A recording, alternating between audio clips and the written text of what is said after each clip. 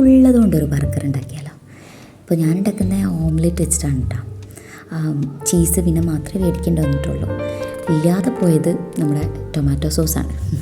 അതിൻ്റെ ഒരു കുറവുണ്ടായിരുന്നു.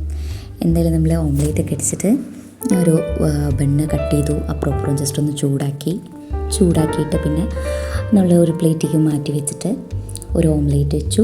അതിൻ്റെ മേലെ ഞാൻ എടുത്തിട്ടുള്ളത് ആകെ ഒനിയനും ടൊമാറ്റോ മാത്രമാണ്, സെൻറ്റർ കട്ട് ചെയ്ത പോർഷൻ.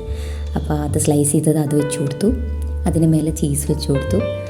പിന്നെ ചീസ് വെച്ചിട്ട് പിന്നെ നമ്മൾ മറ്റേ ചൂടാക്കിയിട്ടുള്ള ബർഗർ എടുത്ത് മാറ്റി വെച്ചിട്ടില്ലേ അത് വെച്ചു. അത് വെച്ചതിന് ശേഷം നമുക്ക് ഈ ചീസൊന്ന് ജസ്റ്റ് ഒന്ന് വെൽത്താക്കാൻ വേണ്ടിയിട്ട് ഒന്ന് ക്ലോസ് ചെയ്തിട്ട് ചെറിയ ലോ ഹീറ്റിലൊന്ന് മൂടി വെച്ചിട്ട് ആക്കി.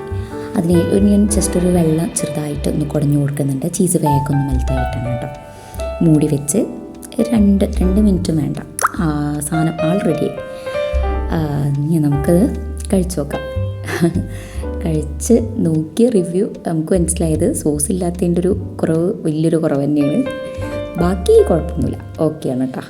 എല്ലാവരും ട്രൈ ചെയ്ത് നോക്കുക.